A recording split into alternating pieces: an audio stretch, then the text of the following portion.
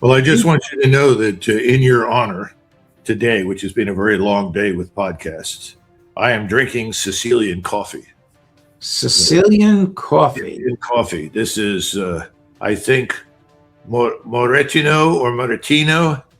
Are you familiar with it? I am not, but when I visit your home, I want to try it. Well, I wouldn't want to visit my home right now. It's ready. Anyway, the point is, it's very good. It's excellent. It's very good Sicilian coffee.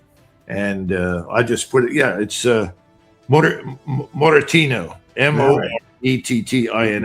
Maybe you can send me the link. I use Lavazza, which is also Italian, but not Sicilian. Well, it's done a great job of getting me through to this point. Okay. I know it's been a long day. I've followed what you've done elsewhere, and I deeply appreciate your joining us now. Yeah. Is the Gulf erupting into a regional war? Looks that way. But keep in mind, there are some things that could block the total regionalization. And a lot of these are the ones that you and I have discussed before. On one side, you have the Western financial system and the state of the United States. If you woke up this morning, you discovered that, at least on paper, oil had risen to $90 a barrel, but that oil coming off the ship was now worth $140 a barrel. And I just got off the phone with somebody telling me that it's now beyond 100 on paper. It had reached, or beyond 90 on paper, it had reached $100.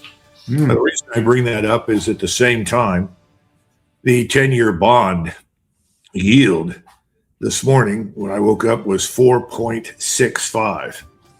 It's now, I'm told, close to 4.7. This is what the federal government has to pay to borrow money. You got it. And the 10-year bond is what everybody looks into. I mean, if you talk to Luke Groman or Jeffrey Gundlach as good examples who really follow the bond markets carefully, they'll tell you when you get to 5, it's toast. You're done. We can't service the debt. We can't pay it. Everything will begin to implode. And of course, on top of all of this, you have inflation that is rising uncontrollably. The Fed can't fix this. It cannot artificially suppress rates. It can't extricate us from this mess. So the question is, when do we hit 5%? I don't know. Robert Barnes, who knows things from the inside of the White House better than I do, says that in the past, Trump was always careful. As soon as he saw this thing go over 4%, get close to 4.4, 4.5, he would quote unquote taco. He's not tacoing this time. So I think we're headed into really, really rough times financially. And that could bring all of this in the Gulf to a halt because we simply can't afford it, can't continue it. And the second constraint is, of course, missiles. We could run out. And we're already low on that score. And that's almost as bad as running out of oil. Because on the oil side, the Chinese, who've been holding back, they're starting to deplete their own strategic reserve. And if they join, these oil starvation club, the world's in a lot of trouble. All of us are in trouble. I'm going to guess that it's a foregone conclusion that the Pentagon did not consider all this. We know they didn't consider the Strait of Hormuz being closed, so why would they consider the consequences of it being closed? Well, it's hard to understand. Everybody, the first thing you do is consult the Treasury before you do anything. I mean, anyone who's done anything anywhere for any reason has always done that. The man who never did it and behaved much as Trump has is Churchill. Churchill paid absolutely no attention to the burgeoning debt, the enormous quantities of money that were spent during the First War. When he was Chancellor of the Exchequer, he refused to revalue the pound and kept it at the same value that it had before the war, that is, in gold. That did enormous damage to Great Britain.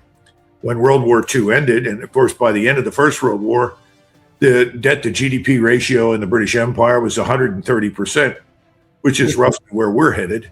At the end of World War II, it was 240%. So we're on the same kind of path to imminent disaster. I wonder if the man in the White House who brought virtually all of this on himself understands this. I don't know. He seems to be under duress. We've talked about that before. I think that he's adopted the Israeli position, which is whatever happens, Iran must be destroyed. I think he's there.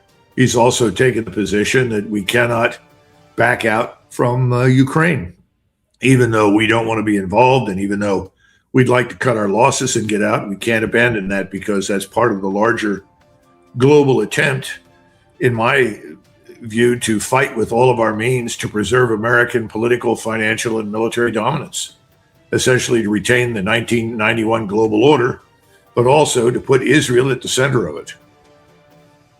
Colonel, why is the United States building up men and material in the Middle East? Is the president preparing for a land invasion in 110-degree temperature?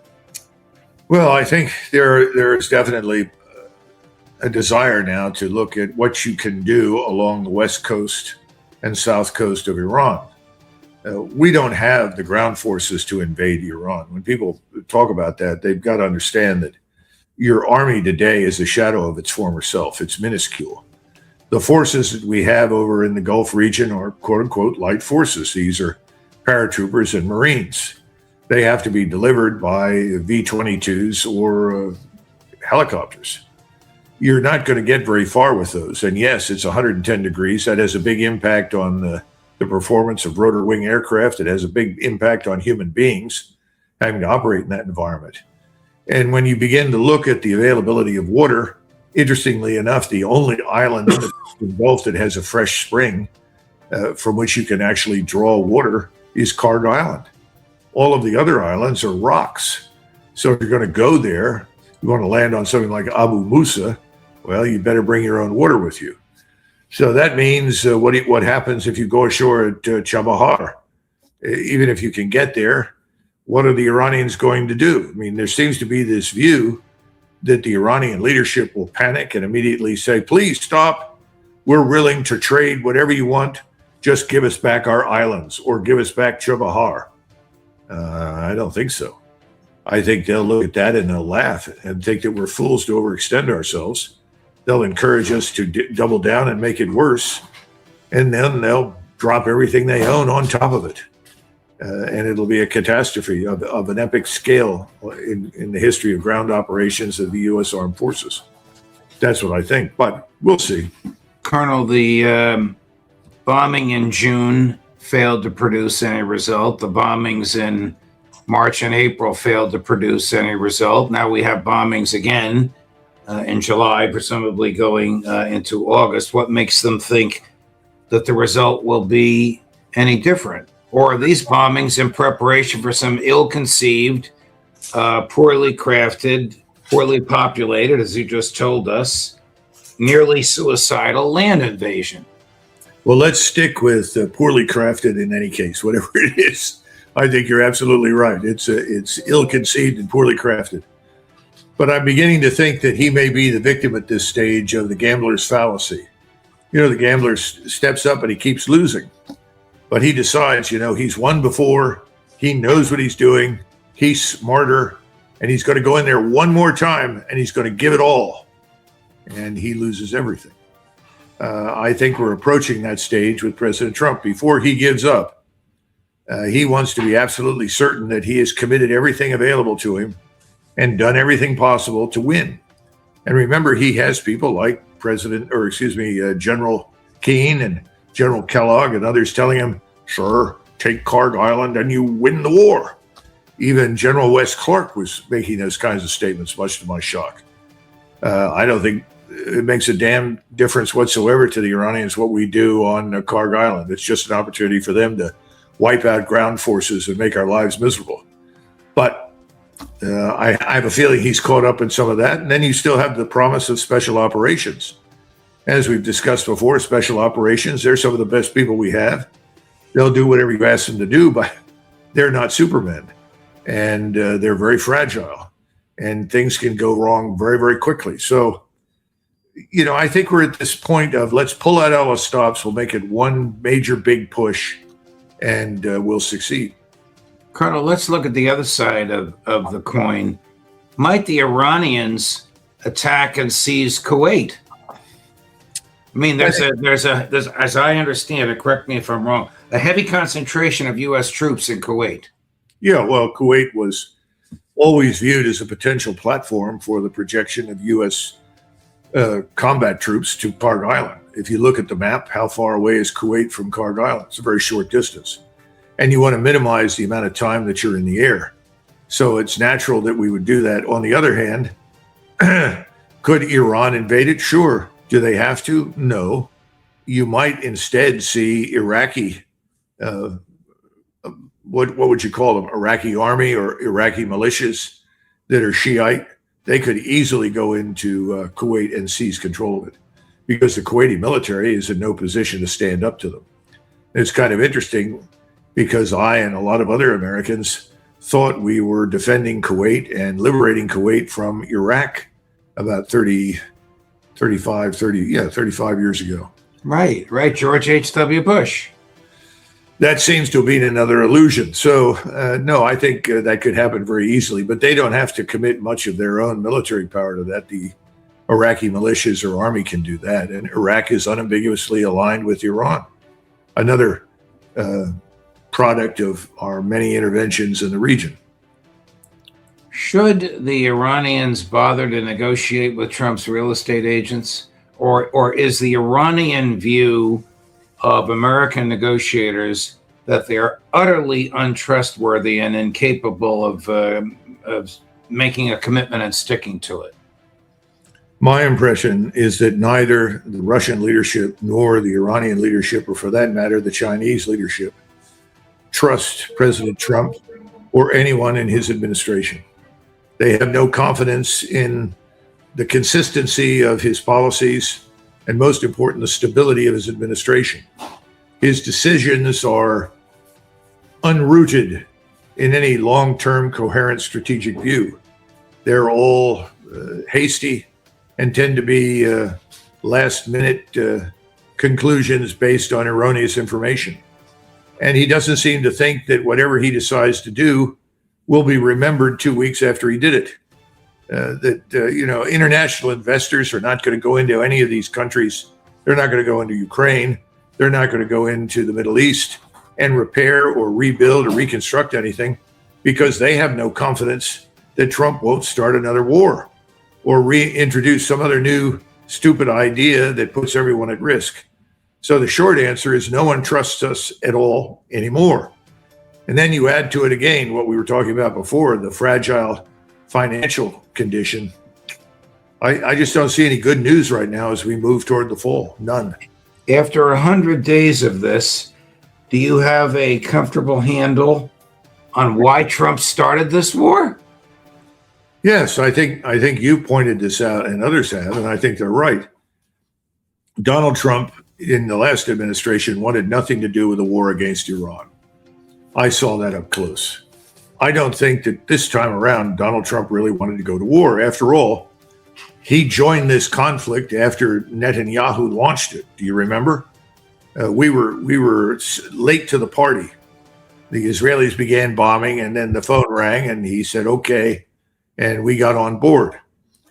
But I think that he was told, and I think he believed it, by people in the intelligence business, particularly the Israelis, and some of his close advisors, the people that he personally trusts, that this would be over in 3, 4, maybe 5 days, that the government would collapse, either through assassination or sheer terror.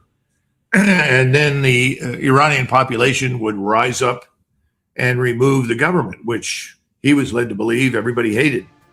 Well, that failed. So when regime change was a dead end, what was the goal? The new goal was, well, we've got to bomb and missile the Iranians into submission. And effectively, that means we've got to compel the disintegration of the Iranian state in the country.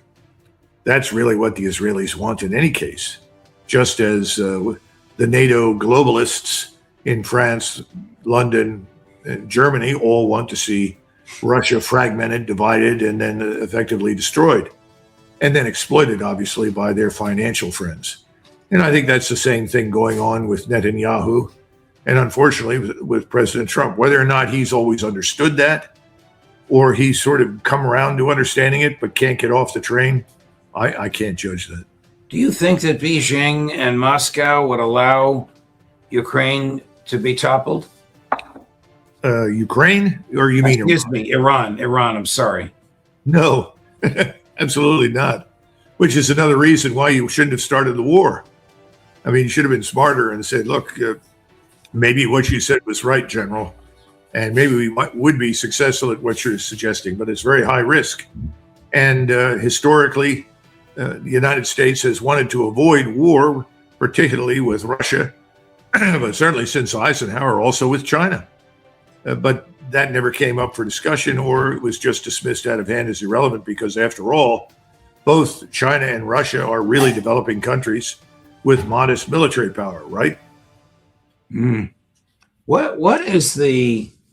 kind of shape is Israel in now, and why does it appear that it is not participating in Iran War 3.0? That's an interesting question. I don't have one answer. What I can say, or what I've been told, things that I've been told, answers I've been given by different sources. One is that this is an opportunity for Israel to stay out and give President Trump plausible deniability in the event that the Israelis decide to use a nuclear weapon against Iran. They want to create the illusion that whatever they do is separate and distinct from the United States. This is ostensibly for our benefit, so that we are not caught up in the chaos and destruction that will result from an Israeli nuclear strike. That's one answer. I don't know if that's true or not. Secondly, conditions inside Israel are terrible. The population is miserable, but 80% of the population still continues to support the goals of the war, which is the total destruction of Iran. The third possibility is that this is a deception operation to lull people into a false sense of security, to turn away from the Israeli front. Now, I don't think that's going to work because, first of all, the Kurds have been vigorously attacked, and they were considered to be the most likely Israeli allies on the ground in its war against Iran. I think that's over. The Iranians have systematically targeted all the possible American and Israeli bases and installations. The other thing is that the Iranians have now systematically stripped away all the radars, missile batteries, and so forth in the air and missile defense category that surrounded Israel and Jordan and in other Arab countries. So if Israel does come back into the fight, Israel is very open to dangerous and annihilating attacks by Iranian missiles. Switching gears, Colonel, can President Putin resist the temptation to attack the munitions plants in NATO countries that are producing armaments being used to kill his troops and even to kill civilians in Russia?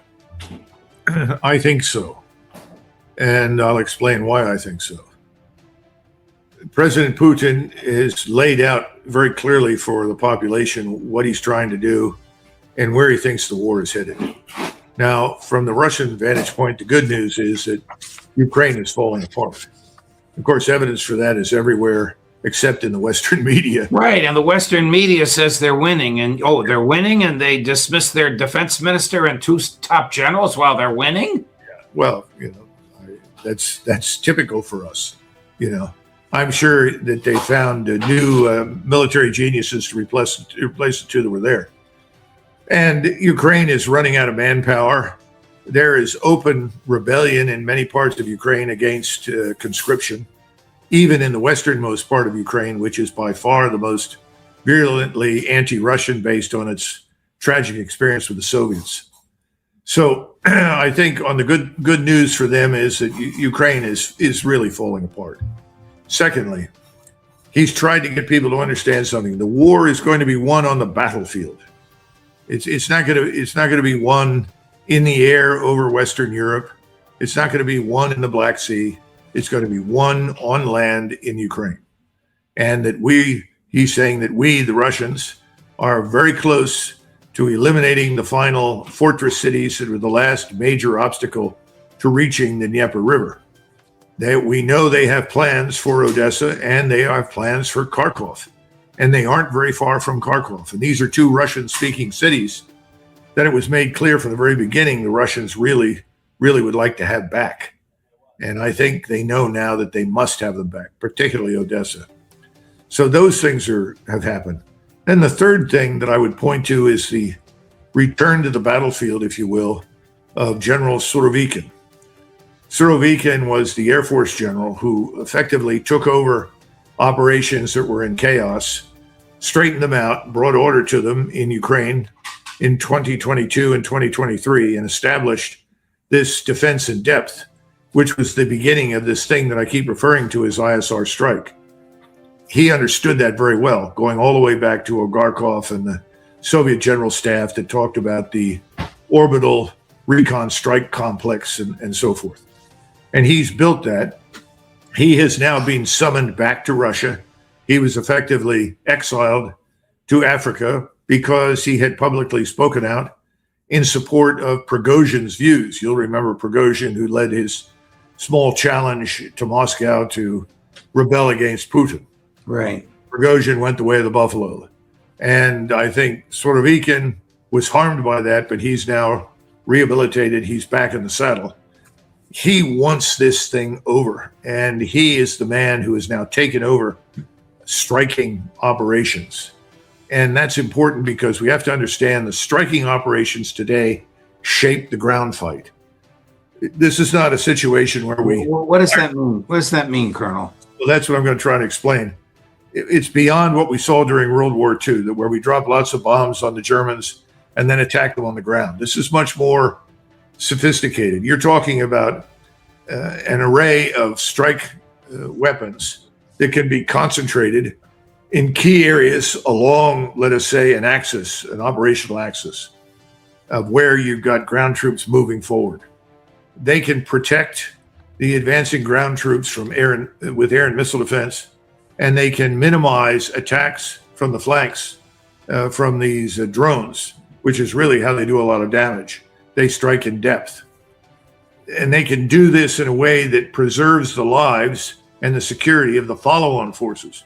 Because what the Russians have become good at is they've become very good at advancing along the front lines in battalion size, brigade size, and smaller elements, and eventually systematically encircling, then moving in and finishing off the enemy. But that's a 2-week exercise for any large town and longer for any really large city. It's time consuming, but it saves lives. And that's what Putin was concerned about, saving Russian lives. Well, he still is, but now they have the ability, I think, with Surovikin in charge and being in charge entirely of all the strike assets, to create what I think will be a new battle space where they can move faster, more decisively, all the way to the river. Then the question is, what do they do when they get there? I still think Odessa is a target down south.